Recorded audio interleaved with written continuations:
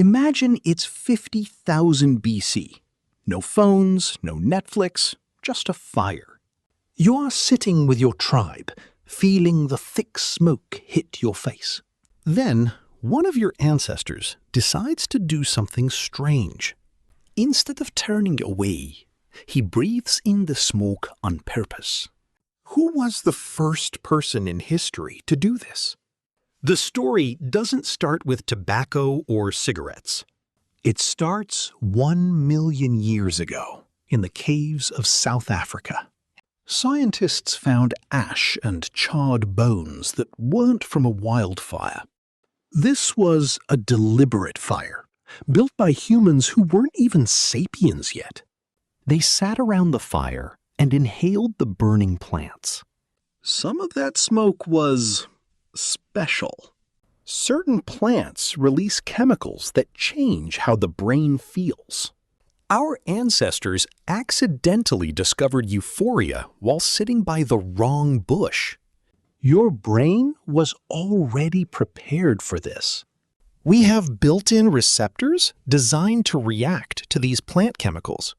A stone tablet with 500 BC carved on it. In the Pamir Mountains, archaeologists found ancient braziers. These containers held cannabis with high levels of THC.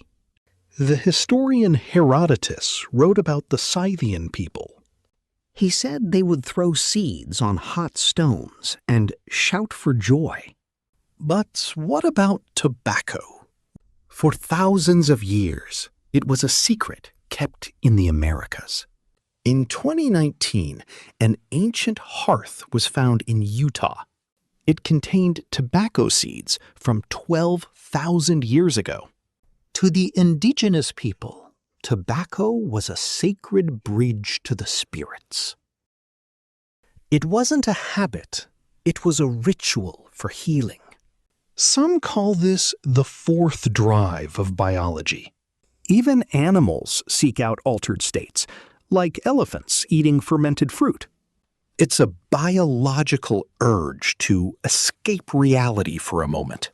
But in the 16th century, everything changed. Tobacco turned from a sacred plant into a global industry. A ritual of healing became a product of mass addiction. From ancient fires to the modern world, the smoke still rises. My name is Zihni. Subscribe to uncover the hidden stories of our past.